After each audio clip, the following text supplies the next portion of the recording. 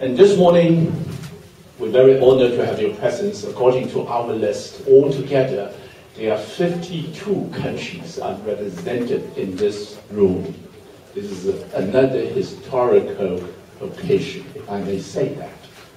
Now, without any further delay, if I may introduce, I consider this as a panel. I'm just a moderator, a humble moderator, if I may add. If I may introduce our panelists for you. On my right-hand side, Dr. Jianming Chao, the Vice Chairman of Mainland Affairs Council. On the latest developments between on the relationship between the two sides of the Taiwan Straits. Well, as Deputy Minister Sun said earlier, we just concluded the latest round of talks between the two semi-official organizations, the SEF, the Straits Exchange Foundation, to terminate the agreement without any particular reason. As long as we feel it's time to get it terminated, we can do that. We don't need the others' consent. No need mutual consent. Mutual consent is not required. This is very important. Otherwise, in the future, during the process of implementation, as soon as we find this is not to the best interest of my country, we can exercise the privilege and to get it terminated. Thanks. Leave the decision to the moderator. Thank you so much. And to give you a number, we are talking about $3 billion of goods will be directly benefited coming from any Chinese side. And secondly, this agreement also warrants additional agreements and future agreements that would have to be undertaken by the two sides. We are talking about quite a few additional agreements in many areas in terms of trade investment protection, in terms of trade dispute mechanism, in terms of how to create an institution between the two sides to follow up on the on the agreement and so on. So you see, there's a lot to be hopeful in the future.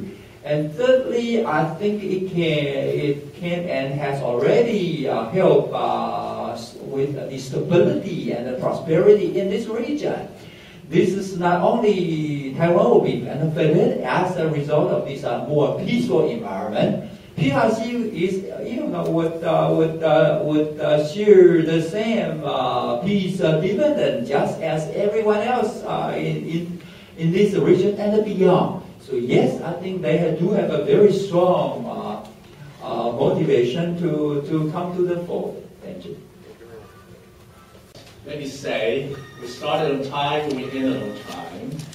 If I may offer a concluding remark, which is that if you look at a website about these two agreements, I would advise you not just take a look at this number 13 and number 14, but also go back to look at numbers 3 and number 4, which are the shipping agreement and the aviation agreements. By shipping agreements, mainland China has opened up altogether 68 harbors for Taiwanese ships. Most of them are not international harbors. 68 harbors starting from Dandong. Where is Dandong? Dandong is the mouth of Yalu River. Yalu River separates China's Manchuria and North Korea. It's really the starting point of Chinese coastal line. And with Sanya, where's Sanya? Sanya is a Hainan island, it's the end of Chinese coastal line. Altogether, 52 sea harbors, then another 16 river harbors along the Yangtze River. The last one is called Chenlingji. Where is Chenlingji? Chenlingji is at the joint of Dongting Lake and Yangtze River. It's quite deep, penetrating into Chinese mainland. And for aviation, mainland China has opened 27 flying points for our airliners, most of them not for international airliners, including places such as Kunming, Xi'an, Harbin, etc.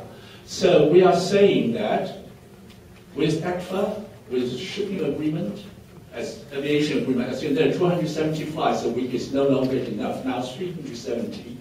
We're probably going to see the double of that amount very soon, and every flight is almost fully packed. They have to use 747 these days. So with all this combined, this is why we dare say we can make Taiwan an international operations center. If you, ladies and gentlemen, your country, your businessmen are interested in this part of the world, Taiwan is an ideal springboard for further marketing, penetrating into inner market of Pan-Asia world. With that, I don't know if any of our panelists here have any further comments, any say. If not, let me just once again, on behalf of the Ministry of Foreign Affairs of the Republic of China, Taiwan, let me thank you for your presence, for your interest, and most of all, for your friendship. Thank you so much, ladies and gentlemen. Thank you.